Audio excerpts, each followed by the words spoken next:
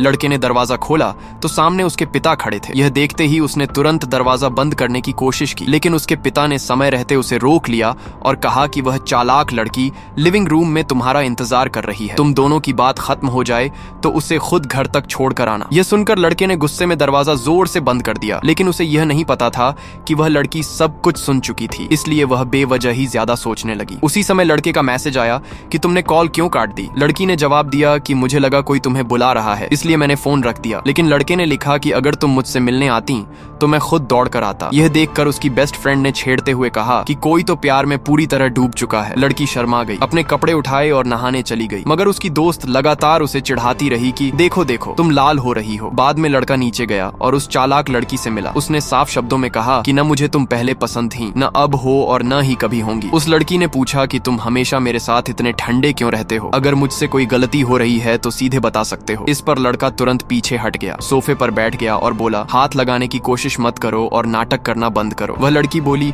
कि मैं तुम्हें इतना पसंद करती हूँ, तुम मुझे पसंद क्यों नहीं कर सकते? तो लड़के ने कहा कि मुझे पहले से कोई और पसंद है, इसीलिए हार मान लो। इस पर लड़की ने कहा कि तुम देर सबेर मेरे ही बनोगे। लड़का हंस पड़ा और बोला खड़े खड़े सपने देखना बंद करो। तब उस लड़की ने उसके पिता द्वारा दोनों परिवारों की शादी तय करने के वादे का हवाला देकर उसे धमकाने की कोशिश की, लेकिन लड़के ने साफ कहा कि वह मेरी जिंदगी को कंट्रोल नहीं कर सकते। यह सुनकर वह लड़की गुस्से में अपना बैग उठाकर पलटी और चली गई, और यह सब देखकर उसके पिता भी नाराज होकर वहां से चले गए।